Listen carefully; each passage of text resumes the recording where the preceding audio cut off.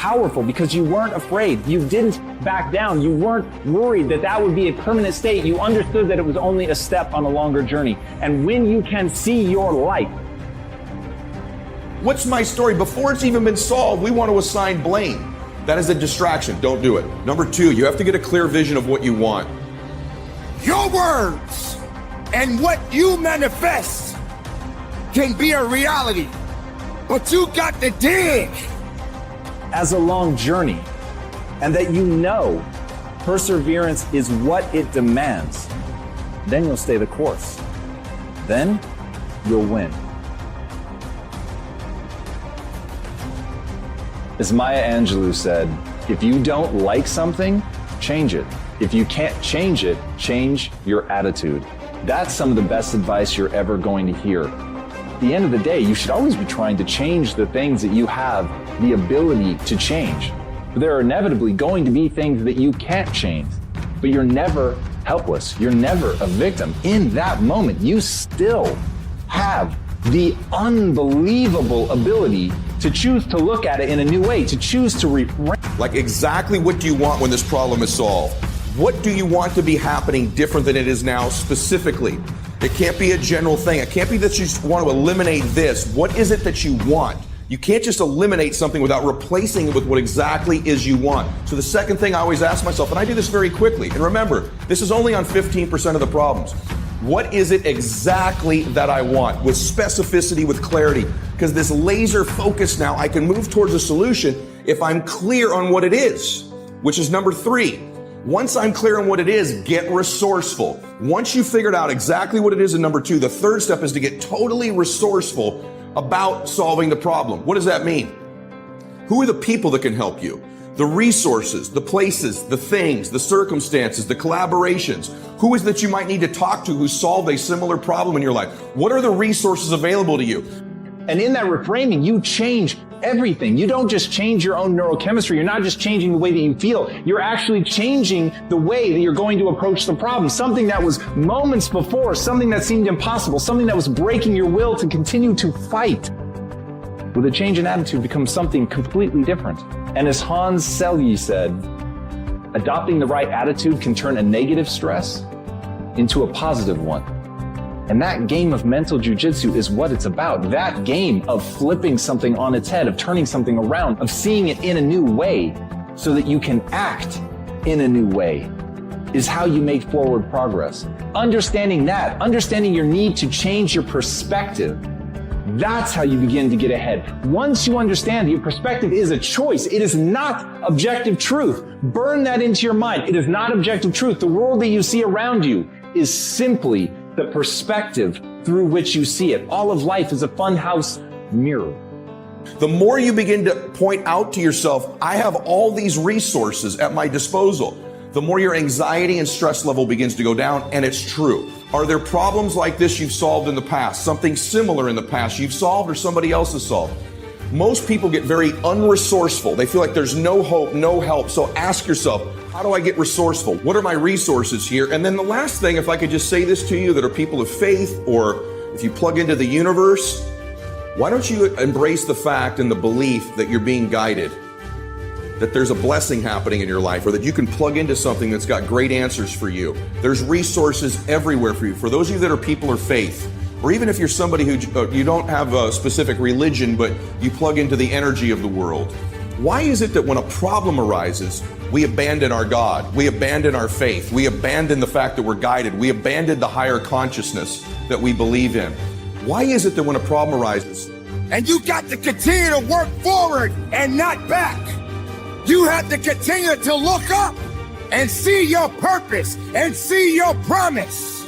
Don't wait for someone to tap you on your shoulders and tell you to go. You go because you must go. Own it and speak life, not death. Speak life into your greatness. Speak life into your opportunities. Speak life into what it is that you seek. But this is your life.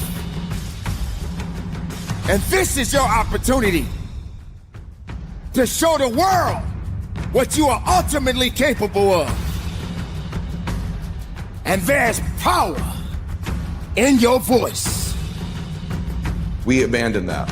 Why don't you believe you're guided? My great resource is my contacts, my friends, my previous experience, maybe the people around me that I can talk to. But my biggest one is my God. I'm being guided. I'm being blessed. I'm favored. Plug into that divine inspiration, that divine understanding. If you pray for their guidance or you pray for their help, you pray for their will, right? And you can pray.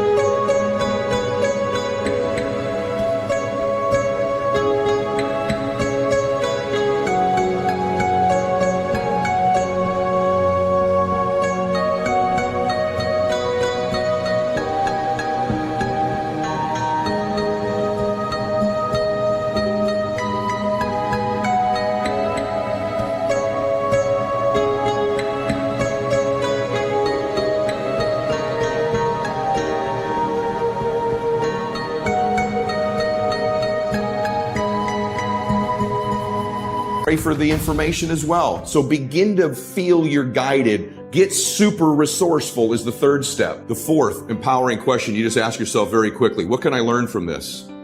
People say to me, that's really difficult to do in the middle of the problem. No, it's not. It's just something that's a habit you've not built yet. What can I learn from this? What's the learning experience? Because as you're learning as you go, this problem is less likely to repeat itself in our lives. There's nothing wrong with making mistakes. There's nothing wrong with even having problems. There's a challenge if we continue to repeat the same mistake that causes the same problems. When you quit, your mind does this, because you're out. Once you say, I'm not going to quit, when you quit, your mind says, we're done. So it doesn't expand. There's no expansion when you quit. When you say, you, this sucks, I'm drowning, I'm miserable, I'm suffering, I'm broken, but I'm not going anywhere. What happens to your mind is it does this.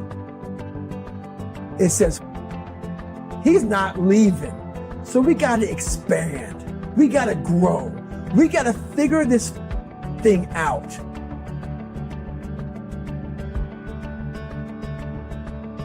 I needed to be ready. I needed to be the things I always talk about. I needed to be stronger and faster and smarter and better. That was a thought that used to drive me and kind of haunt me and make me get up early and work hard to push myself.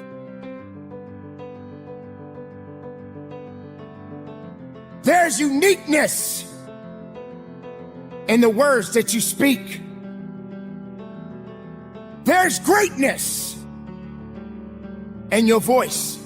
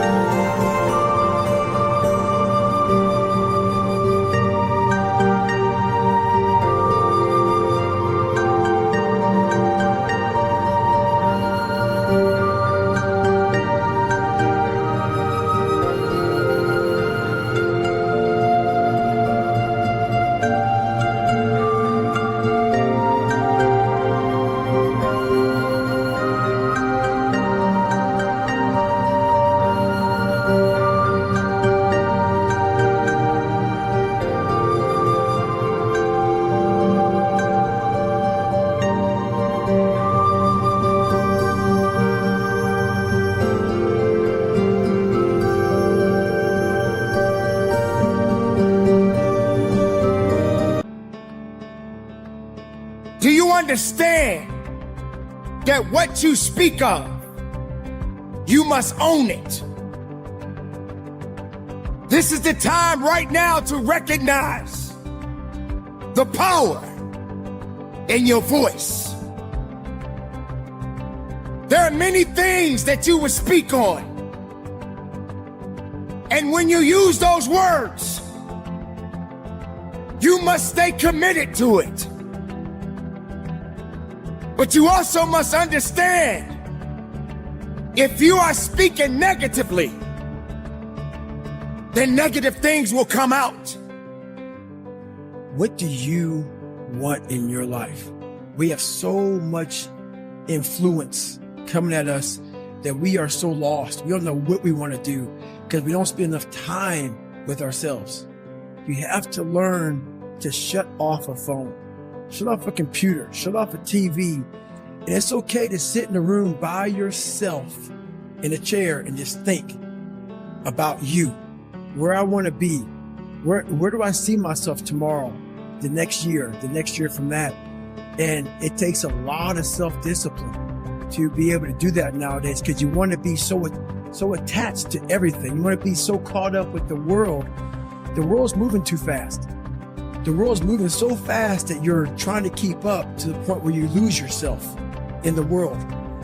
So you have to take that time to go to that dark place in your mind and discover who you are.